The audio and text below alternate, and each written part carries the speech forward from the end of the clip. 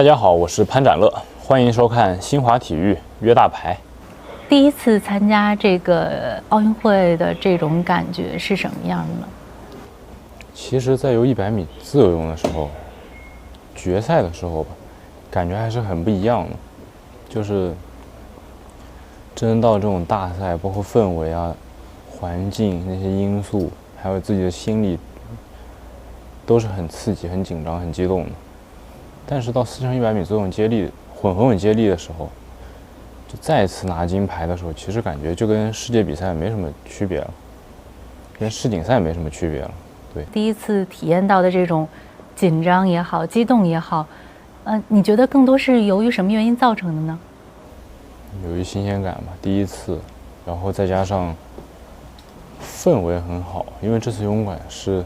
场内观众是最多的一个，然后包括欢呼声也很热闹、很响，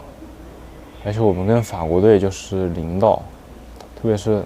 他们对本土国家运动员那种嘶吼、那种叫声是特别的热血沸腾，就是比赛一开始，我耳朵边全是叫声，什么都听不见。这次的感觉尤为不一样，刚刚结束，而且昨天还是身临其境的体验过，尤其是这个，发挥特别好，我们都觉得最后一刻实现了这种逆转，我们都觉得特别的不可思议，是怎么做到的呢？其实也就是正常发挥吧，因为毕竟人家美国队能有单项游47秒6的选手，接力游到46秒1，然后我单项46秒4，我才游到45秒9，对于跟他们对比来说，我还是算一般般比较差的选手。太谦虚了吧？那这么多场比赛，哪一场对于你来说可能意义更重一些呢？其实都挺重的，我感觉。像单项也有突破，包括接力，我们团队也能够团队合作拿到金牌，都是对于我来说意义非常重大的。因为单项的时候前面一直憋着一口气，其实给我的压力也是挺大的。但是真的游完以后会发现，好像没有所谓的那种玄学和运气，有实力就是能拿冠军。对比个人项目和比团体项目会有什么不一样的吗？有啊，个人项目我一直都是就是公平竞争，团体项目永远跳下去都是要追别人的。但是我还是适合，或者说比较喜欢这种追别人的感觉，在平常训练当中也是，所以我就会要么让他们几秒钟这样子去游去追，这种练习多了以后，在比赛当中追人也就得心应手。其实你有自由泳个人的时候，领先的优势是非常大的。我们看到那个您在100米的时候，游得非常非常的快，甚至领先了1个身位的这个差距。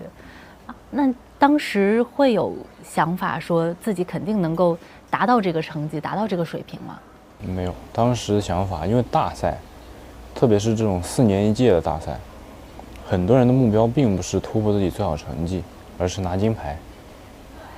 所以当时想的就是能赢他们就行。而且因为我是左侧换气，我回来看不到1、2、3道，特别是像波波维奇啊，还有美国的朱利安诺这些顶尖的选手，还是挺紧张的，就是只管全力冲，冲到最后，因为我一点都看不到他们嘛，就是顶到最后道边才能看到，道边那一刻才能放松下来。那其实这次能够打破世界纪录，自己赛前给自己有没有定一些目标呀、规划呀之类的？我赛前就说过了，这次过来因为是第一次参加，没有包袱，没有压力，不管之前成绩怎么样，就只要能发挥出自己最好成绩就行，不留遗憾就行。你觉得巴黎奥运会的这个泳池对于你的发挥有什么影响吗？我觉得还好吧，没什么影响。但是这个泳池水浅，它的那种浪消的就比较慢，确实还是有那么一点影响。特别是接力的时候，单项的时候，因为我直接就冲出去，一直是领先，所以没怎么吃到浪。然后就是可能100米以上的项目吧，就是我200自预赛，我在那边体验就找水感，我发现100米过后转身出来就是有浪，而且浪还很大。但是对我这种短距离选手，就是影响会偏少一点。你曾经说自己哪儿都不行，是为了给自己降压吗？没有，是真的就是哪都不行。可能是因为近段时间的训练好吧，然后能够长那么一点成绩。你觉得好是做在哪些方面好？不知道，运气好，正好被我捡漏了一回。因为我训练，就是这段时间跟多哈之前46.80的时候，成绩什么都一样，也没有涨，也没有怎么样的。但是我看视频分析，我转身出来就50到65米阶段比之前快0.27，